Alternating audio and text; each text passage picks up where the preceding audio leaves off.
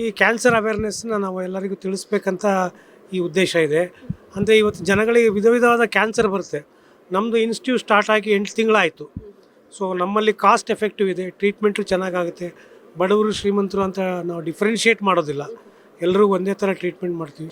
ಇಷ್ಟು ಓಕೆ. ಪಾಂಡುದಾಸಪ್ಪ ಅಂತೇಳಿ cancer surgeon ಅವರು, ಎಲ್ಲ ಥರ ಸರ್ಜರಿ ಅಲ್ಲಿ ಹೊರಗಡೆ ಹಾರ್ಟಲ್ಲಿ ಟ್ಯೂಮರ್ ಆಗಿರೋ ಒಂದು ಸರ್ಜರಿ ಇಲ್ಲಿ ತೋರಿಸಿದ್ವಿ. ಅಲ್ಲಿ ಅಂದರೆ ಬಡವರಿದ್ದರೆ ನಾವು ಕಮ್ಮಿನೇ ಮಾಡ್ತೀವಿ. ಅದಕ್ಕೆ ಇವತ್ತು ಇಷ್ಟೇ ಚಾರ್ಜ್ ಮಾಡಬೇಕಂತಿಲ್ಲ. ಬೇಸಿಕ್ ಅಂದರೆ ಟ್ರೀಟ್ ಮಾಡಬೇಕು, ಪೇಷಂಟ್ನ ಅವೇರ್ನೆಸ್ ಮಾಡಬೇಕು.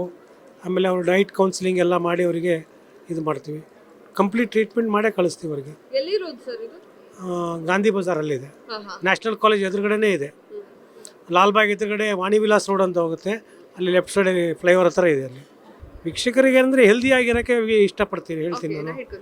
ಓಕೆ, ಜನಗಳಿಗೆ ಪ್ರತಿದಿನ ಎದ್ದು ವ್ಯಾಯಾಮ ಮಾಡಿ, ಯೋಗಾಸನ ಅಂದರೆ ಒಂದು ವೆರಿ ಇಂಪಾರ್ಟೆಂಟ್ ಎಲ್ರಿಗೂ. ಅದನ್ನು ಮಾಡೋದನ್ನು ಅಭ್ಯಾಸ ಮಾಡ್ಕೊಳ್ಳಿ.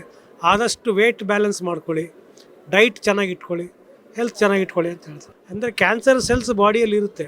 ನಿಮ್ಮ ಇಮ್ಯುನಿಟಿ ಕಮ್ಮಿ ಆದಾಗ ಅದು ಬರುತ್ತೆ. ಅದು ನಿಮ್ಮ ದೇಹದಲ್ಲಿ ಇಮ್ಯುನಿಟಿ ಕಮ್ಮಿ ಆದಾಗ ಕ್ಯಾನ್ಸರ್ ಸ್ಪ್ರೆಡ್ ಆಗುತ್ತೆ. ಅಂದರೆ ಕ್ಯಾನ್ಸರ್ ಸೆಲ್ ಆ್ಯಕ್ಟಿವೇಟ್ ಆಗುತ್ತೆ ಅವಾಗ ಕ್ಯಾನ್ಸರ್ ಪ್ರತಿಯೊಬ್ಬರಲ್ಲೂ ಇರುತ್ತೆ ಕ್ಯಾನ್ಸರ್ ಸೆಲ್.